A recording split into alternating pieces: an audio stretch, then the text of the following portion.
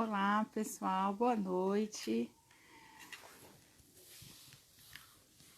Sejam bem-vindos. A Vande aqui assinou.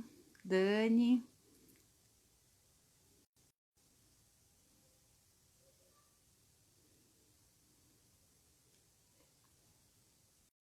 Nós estamos aqui conectando. Olá, Rê, tudo bem? Aqui é a Vande. Olá! Boa noite. A Nath tá aí. Boa noite. Também. Sejam todos bem-vindos, bem-vindas. Wanda, mais uma vez. Olá! Pelo aceite, né, pelo convite que nós tivemos aqui para juntas falarmos um pouco sobre esse tema, que é tão importante, é um tema também delicado, muitas vezes difícil de se expressar, de falar, mas é muito importante que nós tenhamos, né, esses momentos também, né, como eu falei, a ideia é trazer um momento de acolhimento a todos vocês que estão aqui, e para podermos também trazer esse tema que muitas vezes acaba sendo aí pesado, mas de uma forma mais leve, que nós possamos trocar bastante. Então, vocês que estão aqui acompanhando, né, se vocês puderem aí, quanto mais corações vocês apertarem, mais pessoas podem, né, chegar a receber, né, essa live. Então, por favor, né, se vocês puderem aí apertar o coração e enviar também convites, né? Nós temos aí o aviãozinho, então se vocês puderem também compartilhar para que nós tenhamos esse momento aí rico de partilha de informações. Quem quiser enviar perguntas também durante a live, pode encaminhar. Nós recebemos aqui algumas perguntas, né, alguns pontos que nós estruturamos para poder compartilhar sobre o luto. Mas nada impede de vocês também trazerem aí para esse momento ser mais rico, tá bom? Vamos lá, né? Quem me conhece, né? Eu sou a Isa, sou psicóloga, sou psicóloga clínica, né? Então atuo na clínica, vejo o quanto nós estamos aí nesse momento, né, principalmente do luto, amanhã, né? Temos o dia aí de feriado de finados, e eu creio que esse é um momento assim de muitas lembranças também, de saudade, e então, né, nós sentimos muito, né, todo esse momento. Algumas pessoas já passaram pelo luto, outras estão vivenciando. Nós passamos por um período, estamos vivenciando, né, essa pandemia, que muitas pessoas também acabaram partindo, né? Então isso com certeza deixa algumas marcas. Então nós fizemos aqui um apanhado para poder trazer um pouco sobre isso também, tá bom? Wanda, por favor, se apresente, minha querida. Eu estou bem feliz de poder participar desse tempo com você, Bel. Você sabe o quanto eu te respeito e o quanto o convívio fez com que a gente se aproximasse tanto, né? E a gente tem tantas afinidades. Então, assim, eu quero expressar aqui meu carinho enorme por você. É mesmo, assim, uma honra poder participar desse momento com você. Eu estudei, né, com a Bel, para quem não sabe, estudamos juntas e desenvolvemos aí essa afinidade ao decorrer do tempo. Ela está construindo uma carreira bem bacana com relação à família, as mulheres, as mães, né? E eu parti ali um pouquinho para o luto, para as famílias, né? E a gente se encontrou aqui. De fato, amanhã é um dia que marca muitas vidas, ou todas elas, né? Todos nós. Então, poder repartir um pouquinho com vocês daquilo que a gente tem experimentado é importante, é necessário. Bom, estou vendo aqui umas carinhas conhecidas e quero cumprimentá-las, né? Estou vendo aqui a Vanessas em dose duplas, né? Então, estou bem feliz com quem está chegando. Quem quiser realmente pode enviar as perguntas, a gente está aqui para responder naquilo que for possível, e aquilo que não for possível a gente responde depois. Mas a ideia é que esse momento seja um momento leve e proveitoso. Legal. Bom, então vamos falar um pouco, né, sobre o luto, o que é, definir um pouco, né, essa palavra, esse momento, né, que se refere ao luto. Então, Bel, a gente não está acostumado a lidar com luto, né? Não está acostumado a lidar com perdas. Desde o início da nossa vida, né? Deixa eu me ajeitar aqui. Desde o início, a gente não aprende como lidar com as perdas. Pelo contrário, a gente é reforçado no ganho desde criança. Então, quando uma criança faz alguma coisa boa, ela ganha, né, algo, ela é retribuída, ela tem um reforço sobre aquilo que é ganho. A gente faz aniversário e a gente ganha um monte de presentes. A gente aprende no decorrer da nossa vida a fazer um acúmulo de ganhos. E a gente coloca o olhar desde cedo para esses ganhos. Então, o ganho de peso de uma criança quando nasce, depois vem o ganho da fala, da interação, e a gente vai crescendo com o olhar sempre voltado para o ganho. De repente, a gente lida aí com uma perda. E o que fazer com essas perdas? Né? Nossa cultura, ela na nossa cultura, a gente não fala sobre morte. Na nossa cultura, a gente não fala sobre as perdas. Falar sobre perdas na nossa cultura, ou pelo menos nas famílias, é algo proibido. É um segredo, a gente não pode falar sobre isso, porque falar sobre isso causa o quê? Causa tristeza, causa angústia, causa lembranças daquilo que a gente não conquistou, daquilo que a gente perdeu. Então, é um assunto que se transforma em um grande tabu e a gente acaba não falando. Mas assim como desde o início a gente tem muitos ganhos, também desde o início nós sofremos muitas perdas, né? Quem é mãe aqui sabe quão rápido se perde as roupinhas do bebê.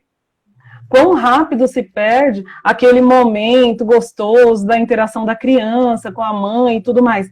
Então, as coisas, a gente também, enquanto a gente ganha, também a gente está perdendo.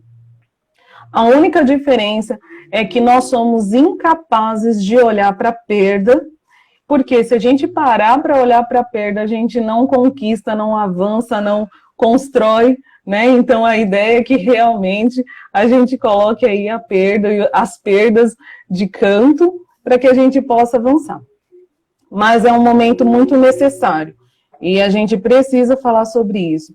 Nesse período da pandemia, não vou nem falar só esse período de pandemia, mas desde que surgiu o Covid, né, foi muito assustadora a quantidade de perdas que a gente começou assistindo por todo mundo. Muitas perdas. E aí a gente não sabe o que fazer com isso. Então, o que é o luto, né? Eu costumo dizer que nem toda perda é luto. Nem tudo que você perde, nem tudo que eu perco, a gente entra num processo de luto. Mas todo luto está relacionado a um tipo de perda. Né? Então, assim, o que é um luto propriamente dito? O luto nada mais é do que o preço que a gente paga por amar. O luto, ele só é luto quando ele está envolvido por algum vínculo, ele tem que ter um vínculo. Então, o Bowlby, ele define o luto como toda perda irreversível e que tem formação de vínculo. Ou seja, se eu amo, então eu vou sofrer o luto disso.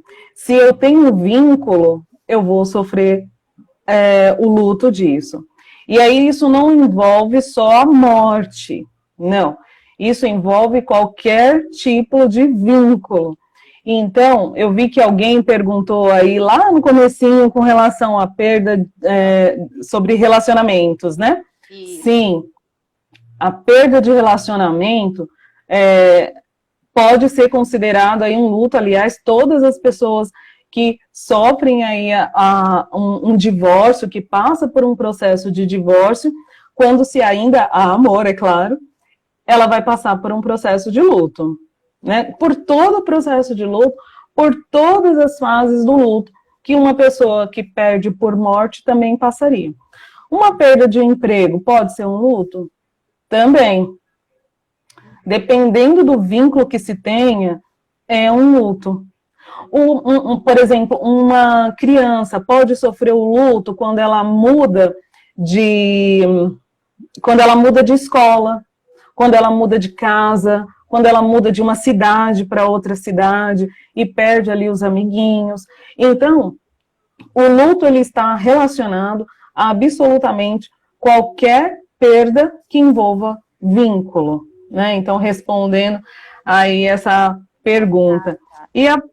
E a palavra luto, ela significa, vem do alemão, né, que é Trauer, não sei se é assim que se pronuncia, mas o significado é o afeto da dor. Então, veja que bonito, né? A gente está falando assim de algo tão ruim, tão doloroso, mas de repente uma palavra tão forte vem com um significado tão acolhedor, que é o afeto da dor. Então, com a manifestação, né? Então, é o modo como eu manifesto essa dor, essa perda, esse apego, é merecido. Eu preciso externalizar de algum modo esse afeto que eu tinha por essa situação, por essa pessoa, por essa coisa, né? Por esse emprego. Então, a partir do momento que eu preciso manifestar isso, esse afeto que foi rompido repentinamente, eu entro num processo do luto. Sim, isso que você falou, né, esse rompimento, é algo que realmente, assim, se nós pensarmos, né, o tempo inteiro nós estamos rompendo com algo, né? E aí até essa questão profissional, então é natural que as pessoas sintam alguma coisa, no término de relacionamento principalmente, porque ali você está misturado naquele ambiente, então você tem uma questão emocional que você, um dispêndio mesmo de emoção, porque você está ali, você teve esse vínculo, esse envolvimento. Então, é natural que depois, né, com esse rompimento, você tenha algumas reações, você sinta algo, muitas vezes essa questão da tristeza, né? Poxa, parece que uma parte de você foi embora mesmo, né? Então, porque... E foi. Uma parte de você foi e uma parte sua também, né, nesse processo, né? Se de repente é num relacionamento, a diferença é que a pessoa vai continuar em vida, né? Vocês. E agora, com a morte, é um rompimento em que você já não vai ter mais a oportunidade de ver a pessoa fisicamente, né? Isso. E aí eu tenho até aqui uma pergunta, eu vou anotar aqui e depois a gente vai respondendo, tá? E quais são os estados do luto? O que a pessoa pode sentir, né? Então, vamos falar um pouquinho sobre isso também. Bel, sabe, essa condição das fases do luto é interessante porque a gente coloca isso como sendo, eu saio de uma fase, venci essa fase, então eu entro em outra fase, como se fosse um videogame, né, que a gente vai avançando nas fases. Mas se tratando do luto, as fases do luto não uma mudança não acontece como eu venci essa fase, agora eu vou para outra, já estou mais fortalecida, entre outras. Não, as fases do luto, elas se misturam. Então, ela não tem uma ordem específica. Embora eu vá falar que preciso colocar de um modo mais organizado, mas as fases do luto, ela não tem especificamente uma ordem, né? Ela pode ser toda bagunçada. Inclusive, a gente pode estar num momento que pode se perceber em 2 ou 3 fases ao mesmo tempo. E isso é bem difícil de lidar. Então, uma das fases do luto aqui que eu anotei é a fase de entorpecimento. O que que é isso? É literalmente a palavra entorpecimento que está relacionada a um processo de anestesia. É aquele momento do choque, é o primeiro momento do choque, da notícia, que entra imediatamente num processo de negação. Eu não acredito nisso que está acontecendo comigo. Eu não consigo acreditar que eu estou passando por isso, que eu estou vivenciando isso. Não consigo acreditar que essa pessoa que estava aqui comigo agora foi embora. Eu não consigo entrar em contato com a morte, porque aquela pessoa, ela está ainda tão viva dentro de mim, o relacionamento está tão vivo dentro de mim, que o amor está tão vivo, os planos que eu fiz com aquela pessoa está tão vivo dentro de mim que eu não consigo imaginar ou entrar ainda em contato com essa perda. Então, tem uma pessoa que eu atendi agora recente, e ele chegou em casa e a esposa falou assim, olha, eu estava tudo bem, tinha planos para ter filhos, inclusive, né? Eles estavam planejando uma gravidez, eles têm uma vida muito bacana, muito parceiro, e a esposa chegou em casa e falou assim, olha, eu quero divórcio. Mas espera aí, o que a gente vai... Como assim quero divórcio? Não, tem alguma coisa errada. Como assim eu quero divórcio de um dia para a noite? Ontem a gente estava tentando ter filhos, hoje você quer o divórcio? Não, hoje eu quero o divórcio. E, de fato, ela entrou num processo de pedir o divórcio. Não tem como não falar que esse momento de entorpecimento, eu não estou acreditando. Você está confusa, isso não é verdade. Né? Então, essa é o primeiro momento do choque, né? Desse primeiro impacto, que a gente dorme e aí acorda pensando, isso aqui foi um sonho, e aí a gente tem que lidar de novo com essa realidade que é bem dura e é verdadeira. E aí vem também a fase de anseio e protesto. É aquela fase que na psicanálise a gente chama de raiva, né? A gente tem raiva de tudo, tem raiva da pessoa que foi embora, principalmente, tem raiva das pessoas que estão à nossa volta, tem raiva da situação, tem raiva, inclusive, de Deus. Então, é muito comum a gente ver nos velórios as pessoas ali perto do caixão falando, poxa, por que você me deixou? Por que você foi embora? E agora, como que eu vou fazer sem você?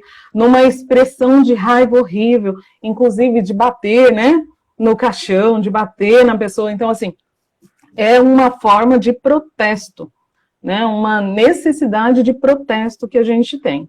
E aí vem também a fase de desespero. Nessa fase de desespero, é uma fase que a gente também pode chamar de barganha. Eu faço qualquer coisa para ter essa pessoa de volta. Por exemplo, se é num relacionamento, mesmo que a pessoa já tenha falado que eu não te amo, eu não quero mais você, o casamento está acabado. Nesse momento, nessa fase aqui de desespero, é a fase que a pessoa vai atrás e fala, olha, eu tenho amor suficiente para nós dois, vamos tentar de novo, eu aceito aí um relacionamento com uma terceira pessoa, se for o caso.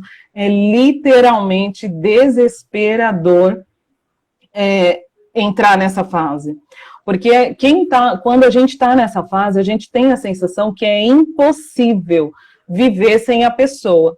Então, é quase que o ar que eu respiro. Se eu não tenho ar, eu não consigo viver. E realmente, uma pessoa sem ar, falta o fôlego, é desesperador, não é? Faltar o ar. Então, a gente entra numa fase de barganha. Nessa fase de barganha, inclusive, algumas pessoas que perdem por morte, por exemplo, entra num processo de depressão muito forte e tem uma dificuldade muito grande de se desfazer dos bens da pessoa, de esvaziar o guarda-roupa, de reorganizar a casa, de reorganizar a vida. Ela se recusa a viver, a dar continuidade na vida sem essa pessoa. Então, é uma fase bem difícil também, precisa de bastante atenção, precisa de bastante ajuda, precisa de uma rede de apoio, nesse momento, precisa muito de uma rede de apoio, né? Porque o que acontece? No primeiro impacto, lá na primeira fase de anestesia, quando o choque chega, pode perceber, a gente sempre está cercado de pessoas, porque está todo mundo chocado. Então a família está chocada, os amigos estão chocados, né? As pessoas se comovem muito com essa perda e querem estar perto, mas depois, quando as fases vão mudando, a fase de protesto, por exemplo, a fase do desespero, a pessoa geralmente está um pouco mais sozinha. Por quê? Porque já se passaram alguns meses, e aí a gente tem a sensação de que, poxa, a pessoa ainda não virou essa página. Não virou ainda, porque ela está dentro de uma elaboração do luto. E é interessante que o Freud, ele chama o processo de luto de trabalho de luto, vinculado ali à ideia do trabalho de parto, né? Existe um esforço muito grande da mãe e do bebê para o bebê nascer, mas ele traz essa ideia desse esforço como sendo um trabalho de luto, porque dia a dia, a cada fase, a gente vai precisar elaborar isso e trazer um esforço muito grande, e algumas vezes a gente vai precisar de algumas parteiras, né, para nos ajudar a elaborar e para sair dessas fases do luto. A rede de apoio vai funcionar como parteiras, que vai fazer com que cada pessoa saia de cada fase. Eu fui uma vez em uma palestra sobre luto, onde uma médica que cuidava ali da ala de cuidados paliativos, ela conta que uma senhora que já estava em câncer, estágio final, ela chamou a doutora e falou assim, doutora, eu sou parteira, fui parteira a vida toda, e nós somos iguais, nós temos o mesmo trabalho. E a médica falou assim, mas como assim nós temos o mesmo trabalho? Você é parteira e eu estou aqui fazendo cuidados paliativos, né? E ela falou assim, ó, eu dou a vida a menino e você dá a vida a almas.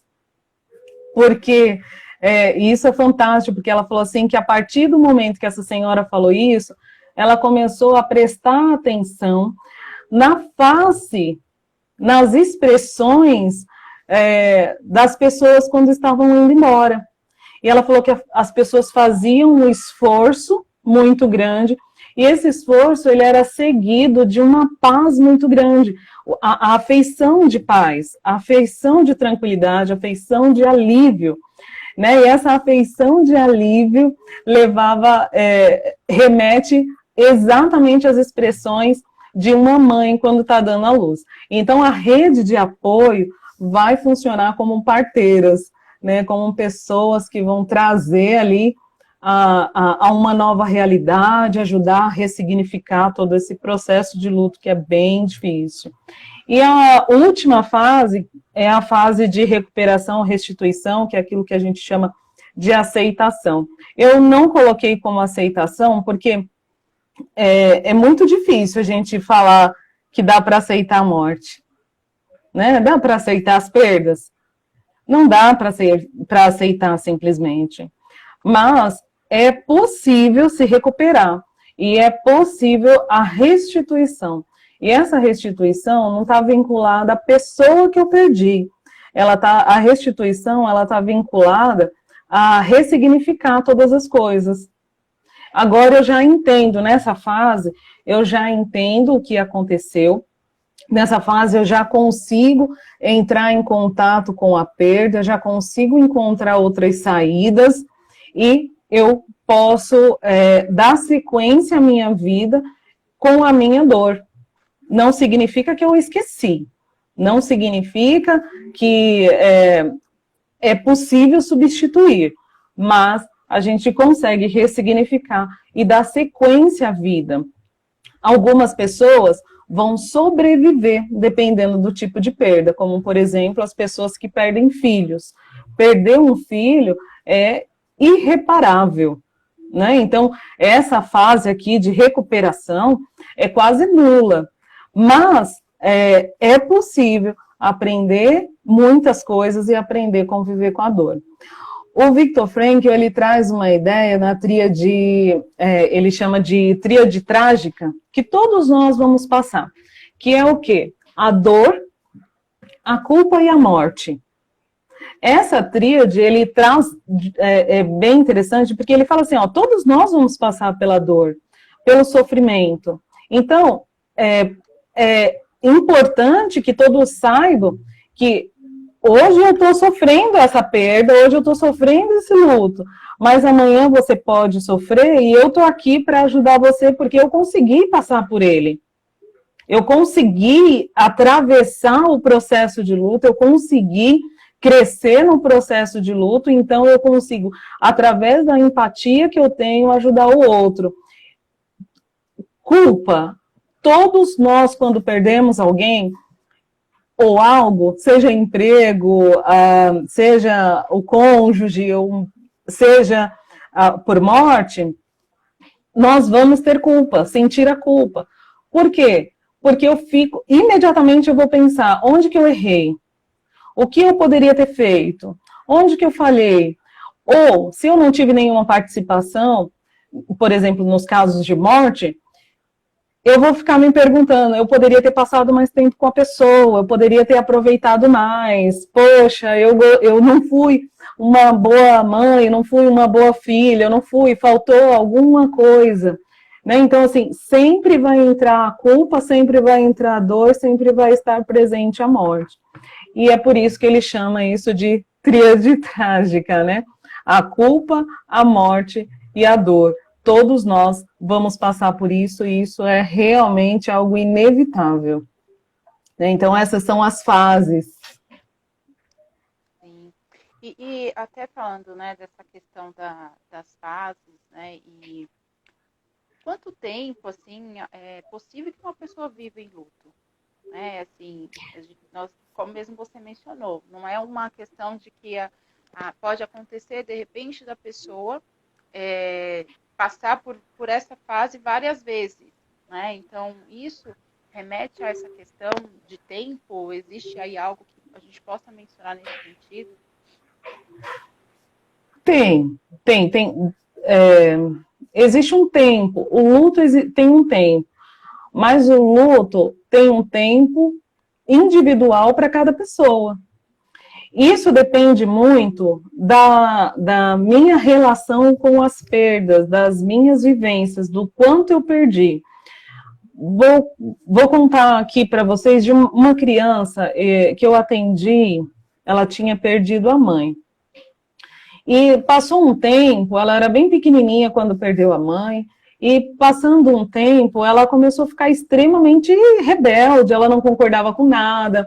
E aí quem cuidava ali, os cuidadores, falavam assim, eu vou te bater, vou te colocar de castigo. E não tinha nada que fizesse que essa criança sentisse algum temor. Vou te tirar brinquedo, vou te tirar as coisas da criança, né, que geralmente é o que a gente faz. E nada funcionava. Por que nada funcionava? Porque essa criança, ela já perdeu o que era de mais importante na vida dela. Ela perdeu a mãe. Você acha que ela vai se importar em perder um brinquedo? Não vai ser uma dor igual. Então, ela não tem mais o que perder e ela se tornou um tanto inflexível com relação às perdas. Para ela, perder alguma coisa, tudo bem. Se ela tiver ok, é um ganho, mas se ela perder, ok também, porque a dor maior da perda ela já vivenciou. Esse foi um caso isolado e que ela lidou com isso dessa forma por conta das experiências que ela vivenciava com a mãe. Não necessariamente todas as crianças que perdem a mãe vão ter esse mesmo perfil. E é por isso que o luto ele funciona de modo diferente para diferentes pessoas. Né? Então, assim, quando a gente cresce lidando com vários tipos de perda, essa pessoa vai lidar um pouco melhor quando tiver aí a perda por morte e tudo mais. Vai gerando um tanto de resiliência, né? A gente vai aprendendo a lidar com isso, porque vai gerando um tanto de resiliência. E aí é lógico que depende muito da relação, como a gente falou lá no início, do vínculo que se tem e o que eu perdi. O que eu perdi? Para um pai, para uma mãe que perdeu o filho, com certeza perder o marido, perder a esposa, perder a avó, perder o vô, perder o pai, vai ser menos doloroso. Porque a dor maior é a dor de perder um filho. Existe um gráfico que coloca ali as dores, né, por perda, e nesse gráfico não está relacionado o filho. Por quê? Porque é impossível mensurar o tamanho da dor da perda de um filho. Então, todas as outras perdas a gente consegue imaginar. A perda de um filho a gente não consegue imaginar. Então, o tempo de elaboração desse luto vai depender da relação que eu tenho e do tipo de perda que é. A gente costuma dizer que, assim, existe uma média de 6 meses para ser algo um pouco mais saudável, né? Não que em 6 meses está concluído o luto, mas uma pessoa que consegue entrar ou transitar entre as fases em até 6 meses, indica que ela vai conseguir concluir o luto de modo saudável. Mas para alguns tipos de perda, imediatamente ela entra num processo que a gente chama de luto complicado, como no caso da perda de um filho, como no caso de uma perda por uma situação trágica, né, por algo muito trágico, como um acidente, né, isso a pessoa entra imediatamente num processo de luto complicado e precisa ser assistido.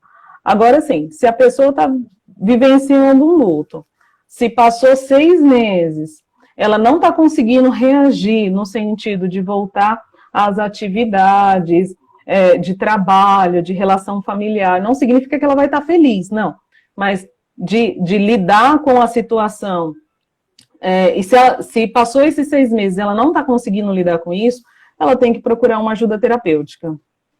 Exatamente para não entrar num processo de luto complicado e se estender aí o processo de luto. De modo geral, a gente acompanha até 2 anos. Por quê? Porque o primeiro ano a gente vai viver todos os primeiros aniversários, as primeiras datas comemorativas, de modo geral. Todos os primeiros. E aí, no primeiro, existe uma dor muito grande. Em todos os primeiros vai haver uma dor muito grande. Já no segundo ano, a gente já consegue lidar um pouquinho melhor com isso. E assim também no terceiro, no quarto, né? Mas, de modo geral, entre um ano, 2 anos, a gente consegue elaborar bem o luto, se, é claro, for acompanhado e de modo saudável.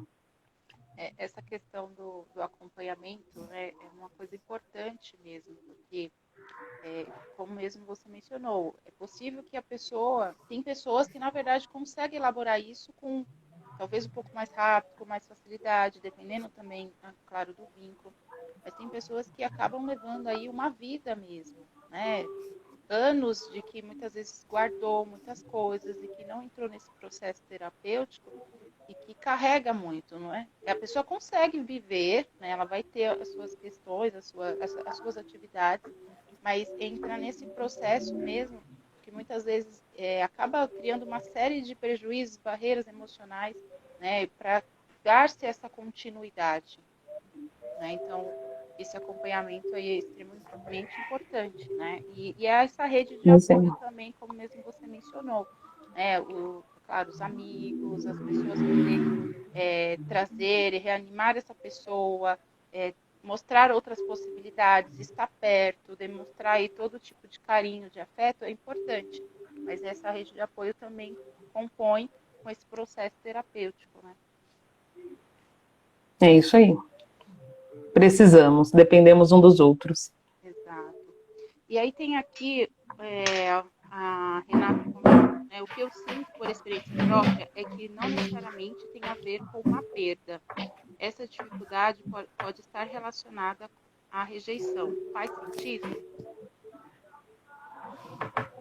Olha, assim, é difícil responder isso sem saber exatamente todo o histórico. Mas, assim, todo luto todo luto está vinculado a uma perda. O que acontece é que no processo de rejeição, é como se fosse o processo inverso. Não foi eu que perdi a pessoa não quis estar comigo. No processo de rejeição, eu sofro uma perda de mim mesma. É como se fosse uma parte da perda da minha identidade. Eu perco a minha aceitação, eu perco a valorização, eu perco... Então, assim, eu vou ter alguns aspectos que são bem parecidos com o luto, como, por exemplo, o processo da tristeza, uma tristeza um pouco mais prolongada, uma falta de motivação para conquistar coisas, né? É uma pessoa que vai estar num processo um pouco mais apático, isolado. Então, ele parece, sim, com um luto, mas não é um luto. O processo de rejeição, ele é um processo que precisa de atenção, precisa de terapia, porque está relacionado à identidade. Então, assim, numa perda de identidade, eu posso entrar em contato com alguns aspectos ali que parecem com o luto. Porque no luto, tem uma mistura de sentimentos. No luto, a gente tem a raiva, e uma pessoa que está sofrendo aí uma rejeição, ela também vai ter raiva. Ela vai ter a tristeza, que também no luto vai ter a tristeza. Mas ela é um outro processo, é um processo que é trabalhado de modo diferente. A Dani também fez um comentário aqui. Ela acredita que muitas pessoas que perdem algo ou alguém ficam com essa culpa, ainda mais do que o luto em si. É isso. Fica mesmo, mas a ideia é que se passe. Por quê? Porque a culpa ela tem uma função na nossa vida. A culpa ela tem a função do quê? De me ajudar a avaliar quais foram as minhas falhas e melhorar esses relacionamentos. Então, por exemplo, na minha própria vida, eu perdi o meu pai e imediatamente veio a culpa. Eu poderia ter ficado mais tempo com ele, eu poderia ter valorizado mais isso. E aí, essa culpa fez com que eu valorizasse um pouco mais as pessoas que estão ao meu redor. Então, eu aproveito tudo dessa pessoa. Eu aproveito mesmo tudo dessas pessoas. E aí, quando eu perdi a minha avó, eu já não entrei dentro do processo da culpa. Porque eu sabia que o relacionamento que eu tive com a minha avó foi um relacionamento muito bonito, muito verdadeiro, muito inteiro. E aí, essa culpa, ela já não esteve tão presente. Então, a culpa, ela não pode perdurar. Ela faz parte do processo do luto, mas se ela perdura, a gente tem que começar a trazer novos significados e encontrar outras respostas, a não ser a culpa. A culpa, ela está também, mas ela não é sozinha nesse processo, não. Ela ressignifica algumas coisas dentro da gente. Legal. A Rosana também fez um comentário, perder um filho é sentir o coração rasgado na mão. Realmente é um sentimento, assim, imagino que deva ser muito pesado mesmo, né? Eu chamo de amputação. É uma amputação. Perder um filho é uma amputação. Né? A gente vai aprender, vai colocar aí uma perna mecânica, vai aprender a andar, ou vai andar de cadeira de roda, mas a parte não está mais ali. Então, ela sempre vai fazer falta, porque faz parte do corpo. Então, perder um filho é, de fato, uma amputação. Tem uma pergunta aqui da Tami Soares, né? Como que eu sei que passei por todo o processo de luto? A gente sabe que passou por todo o processo de luto exatamente quando eu consigo viver novamente, viver a minha vida inteiramente. É importante saber que eu não... quando eu venci o luto, não significa, quando eu passei por todo o processo do luto, não significa que eu não vá sentir falta, que eu não vá chorar, que eu não, né, que eu não vou não vou ficar mais triste por causa disso, não. Nada mais é do que eu passei por todas as fases, senti a raiva, negociei, fiquei ali num processo de entorpecimento, e aí, por fim, eu consegui ressignificar a minha vida, ressignificar o papel daquela pessoa na minha vida e dar sequência à minha vida. Então, eu não estou mais paralisada pelo processo do luto. a perda ela vai continuar, mas ela já não me paralisa mais. Então eu lembro daquela pessoa, lembro com muito carinho, consigo lembrar com muito respeito, consigo inclusive dar risada das coisas, né? Então assim, eu consigo lembrar mais de coisas boas do que da morte propriamente dita, da perda propriamente dita. Eu consigo lembrar dos momentos bons que eu tive com essa pessoa, de como foi importante essa pessoa para a minha vida, mas ela não me paralisa mais nos meus sentimentos. E aí a Tami também complementou, né? Em algum momento tem como se lembrar da pessoa sem sofrer a dor da perda? Tem sim. Essa é a principal função, essa é a principal ideia. O Viktor Frankl fala assim, ó, que se toda a nossa vida faz sentido, então o sofrimento também faz, porque o sofrimento faz parte da vida. Então, assim, quando eu pego esse sofrimento e eu acrescento amor, eu acrescento uma história bonita, quando eu começo a ressignificar, quando eu transformo toda aquela dor e aquele pesar em uma história de carinho, de afeto, de respeito, eu consigo conviver bem com isso. Existem algumas técnicas e algumas coisas que a gente faz aqui para elaborar melhor o luto, mas uma das coisas é colocar um recheio de carinho e gratidão sobre essa perda. Quando a gente enche essa perda de carinho, de gratidão, eu consigo lembrar, sim, mas eu lembro com carinho, eu lembro com respeito, eu sou muito grata por ter podido viver com essa pessoa, ter tido a oportunidade de conviver com ela, e isso ajuda, sim, a eu lembrar da pessoa sem sofrimento. Eu estou lendo aqui as perguntas, né, os comentários, para a gente poder acompanhar. E aí, falando dessa questão, né, da perda do filho, a Rosana comentou que realmente, sim, ela sente isso, né, dessa amputação mesmo, né, uma hemorragia emocional, seguir a vida sangrando. É uma frase do pai. A Elaine comentou aqui que está sendo muito esclarecedor. Obrigada, Elaine. A Tami, né, há um padrão reativo do luto para o homem e a mulher de forma específica, como fuga?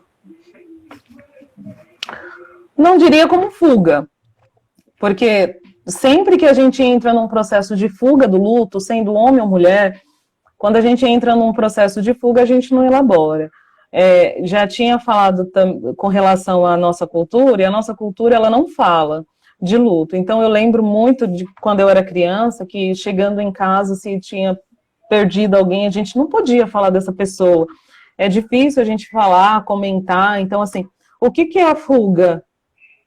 A situação existe, mas eu não toco no assunto, né? Então, as pessoas mais antigas, por exemplo, elas chegavam em casa, assim que a pessoa faleceu, ela já tirava todas as coisas da casa, as roupas, mudava os móveis, tiravam as fotos, os quadros que estavam nas paredes, e isso é uma fuga, porque traz a ideia de que se eu ver uma foto, eu vou sofrer.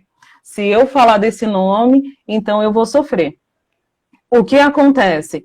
Isso é fuga, mas não está relacionado, não existe um padrão para homem e mulher. O que acontece são as necessidades de um ou de outro.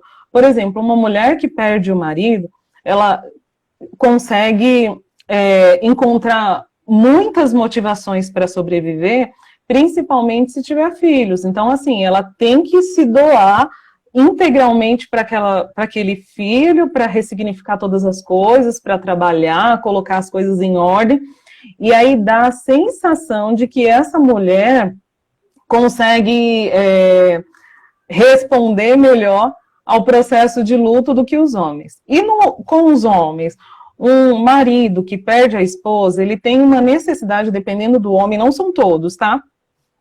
Mas os homens, eles têm uma necessidade de substituição. Então, o que acontece? Não significa que ele já elaborou o luto da esposa que perdeu, mas ele coloca ali alguém para substituir, e isso dá uma falsa ideia de que o luto foi elaborado, de que ele virou a página e está seguindo a vida dele. Não. Questões internas são extremamente individualizadas, e a gente não fala. Quando a gente não fala, isso vai crescendo dentro da gente. Então pode ser que ele até tocou a vida aí com uma outra esposa, mas ele pode se tornar uma pessoa um pouco mais agressiva, ou uma pessoa um pouco mais ansiosa, por conta do medo de perder novamente. Então, assim, esse modelo não está vinculado a um padrão homem e mulher, e sim as experiências de cada um, e como o que a vida tem ali para oferecer. Se ele precisa cuidar dos filhos, se a esposa precisa cuidar dos filhos, se tem filhos envolvidos na história, com certeza as reações vão ser um pouco mais atuante, né? Um pouco mais atuante. Você falando sobre isso, eu lembrei, né, que eu fiz o meu trabalho de conclusão do curso, né, da faculdade, foi justamente sobre o impacto emocional após o término do relacionamento amoroso.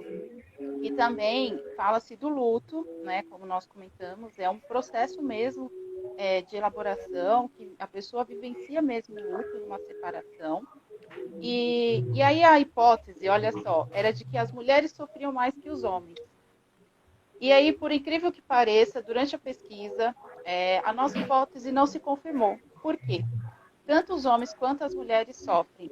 A diferença é que a mulher, ela acaba falando mais, então ela pode até não, de repente, procurar uma outra pessoa de imediatamente, mas ela está ali falando, ela sempre fala com a amiga. Já o homem não, o homem guarda muito. E isso, muitas vezes, acaba gerando a somatização. Então, nessa pesquisa, inclusive, dizia que os homens, eles sentiam muitas dores físicas, principalmente dores nas costas. Né? Olha que interessante. A gente, muitas vezes, mensura a mulher, ela sofre mais ou não. Ambos sofrem. Né?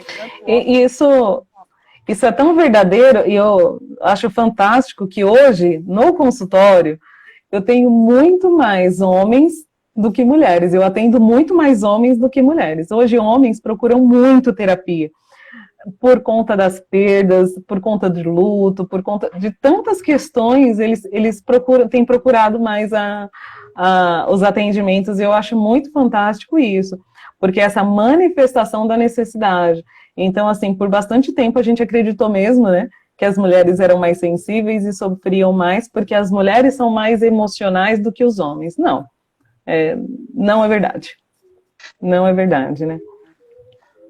São sofrimentos diferentes, né? Na verdade, isso que você falou, são visões diferentes. E você sabe que falando sobre essa condição de diferença, Bel,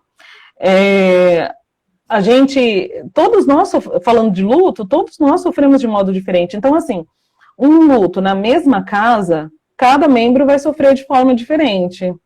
Então, perdeu um filho, né? O pai vai sentir diferente da mãe, que vai sentir diferente do irmão, que vai sentir diferente do outro irmão. Então, assim, é a mesma pessoa que perdeu, mas o sentimento é diferente. Né? Nós somos seres totalmente individualizados, e isso leva a gente a ter experiências, inclusive, de sofrimento diferente. Vou compartilhar aqui a Camila, né, que ela dividiu conosco, né, que ela perdeu o marido para o Covid, e com 4 meses de morte nasceu a filha. Poxa. E aí ela faz uma pergunta, né, o nosso sentimento, né, Camila, por esse momento, e ela disse que tenho medo de colocar uma carga de sentimento muito grande sobre ela. Isso acontece? Camila, isso acontece, mas você não precisa ter medo. Porque a mesma carga de sentimento de perda que você tem, você também vai ter uma carga de sentimento de alegria pela chegada dessa criança. E essa criança, ela vai receber desde já, ou desde antes, né, ainda no ventre, o impacto da notícia como sendo a perda do pai, e não ela sendo a causa dessa perda. E a gente não precisa poupar as crianças, a gente erra quando a gente poupa as crianças de sentirem aquilo que elas devem sentir. A frustração, ela é algo positivo, eu não preciso causar frustração, é claro. Mas nessa condição foi uma fatalidade, algo muito ruim, algo terrível, que mexeu com a estrutura familiar, mas que, ao mesmo tempo, a chegada dessa criança, ela gera um tanto de esperança. Tem um livro bem bacana, que eu até separei aqui, se você puder comprar, Camila, ó, esse daqui, ó, se chama É Assim. Ele explica um pouquinho do processo de morte para a criança. E ele fala sobre essa ideia de que enquanto alguns estão chegando, outros estão vindo, e que nós não temos controle nenhum sobre nada disso. Os nossos sentimentos, eles são assim. Eles são assim mesmo. Ao mesmo tempo que você vai estar muito triste e está entrando aí nesse processo de luto pela perda do seu marido, também vai estar recheado de um sorriso de uma criança, também vai ter um consolo de um abraço, né? Então, assim, são sentimentos ambivalentes e que eu acho que nesse momento é importante que você se preocupe mais com você do que com essa criança que não conheceu o pai, que não teve esse convívio e esse apego afetivo com o pai ainda. Então, é importante que você se preocupe mais em cuidar dos seus sentimentos, em fazer uma boa elaboração do luto, se for necessário, busque ajuda, mas quando a gente está bem, a gente consegue passar isso para os nossos filhos. Então, é importante que agora você não se culpe por isso. Pelo contrário, traga para você esse cuidado que é merecido. É merecido você parar tudo e cuidar de você nesse momento. E até mesmo, complementando, Camila, quando fala dessa questão, né, a tua filha ainda é pequena, mas que no futuro, né, conforme você vai elaborando esse luto, que você também sinta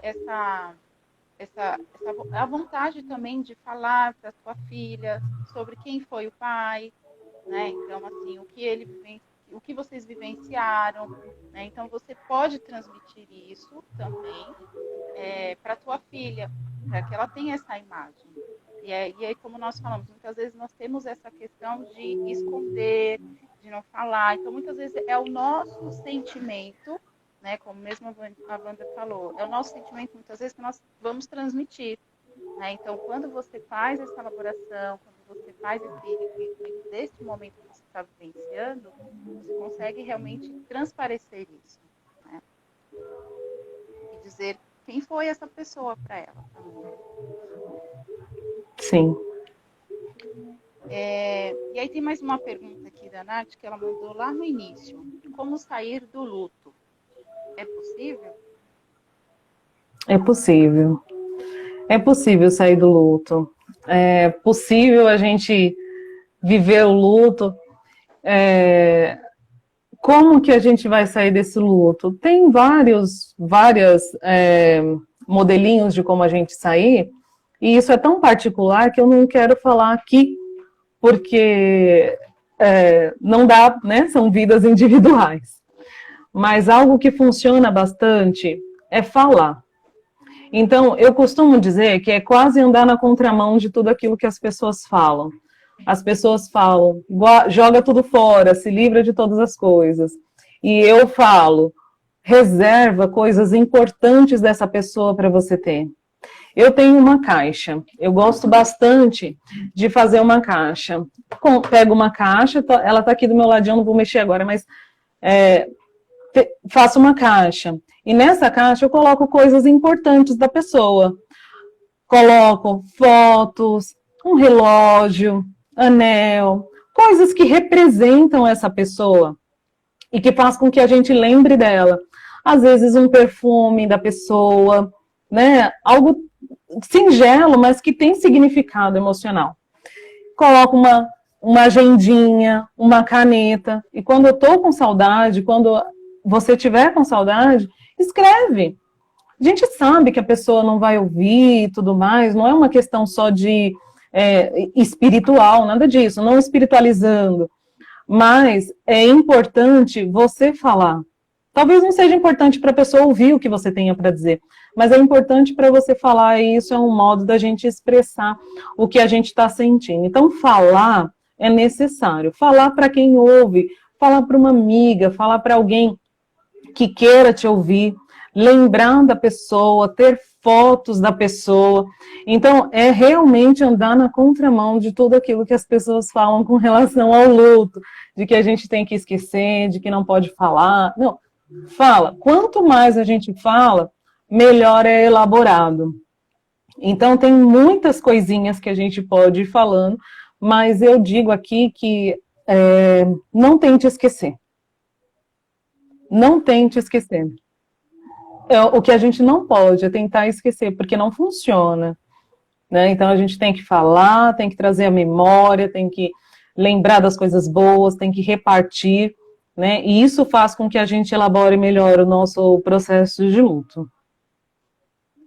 Isso é muito importante, né? Acho que o nosso tempo já está quase acabando, mas passou muito rápido, né?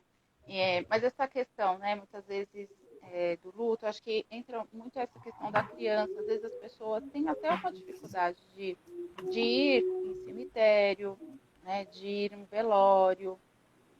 Sim. É uma questão assim que muitas pessoas trazem, né, e desse medo mesmo de entrar em contato, né, com a morte mesmo. Assim, uma das coisas muito importantes nesse processo do luto é participar dos rituais. Rituais são importantes, então o velório não deve ser evitado, nem por criança. Pode levar a criança no velório, não tem problema. Né? Não tem problema, não é traumático, nada disso. É importante ir, é importante participar de todos os processos, de todos os rituais. Então amanhã a gente tem aí o dia de finados. É um dia que é importante lembrar, sim, da pessoa que você perdeu. Se você quiser visitar o cemitério, pode visitar, levar uma flor, pode levar. Independente dos processos religiosos, que a gente sabe que cada religião tem um tipo de ritual diferente, algumas não podem falar, outras fazem homenagem, mas assim, o que faz bem para você, isso deve ser respeitado. Né? Então, participar dos rituais é extremamente importante. Tem um último comentário, mas a gente não vai conseguir, só para a gente poder finalizar, mas aí nós vamos responder, tá bom? Foi até da Camila, mas aí, Camila, depois a gente conversa e esclarece com você essa última questão. Bom, gente, eu quero aqui agradecer a todos, né? Passou muito rápido, como eu falei. E assim, quem quiser nos procurar, tiver alguma dúvida, a Vandicélia fala bastante também sobre luto. Então, assim, fique à vontade, nós estamos disponíveis para esclarecer o que for preciso, e que nesse momento todos possam também lembrar, né, dos seus entes, daquelas pessoas que passaram pela vida de vocês, né, com carinho, né, saudade, né, vai se sentir, de verdade, mas que as lembranças possam ser algo que te faça também vivenciar esse momento, não com tanto peso, mas sim com a leveza desse momento, desse processo que é natural, que todos nós passamos, né? Wanda, quer fazer um comentário? Nós temos 11 últimos segundos. Tá, eu vou só ler então, tá bom? Olha só uma frase do Fábio de Mello, padre, né? Fábio de Mello. Tá escrito assim, ó. Vamos fazer assim, eu posso conectar de novo? Porque vai encerrar. Vai cair, né? Vai. Tá bom. E aí eu vou salvar aqui. Só um minutinho, gente, nós vamos voltar.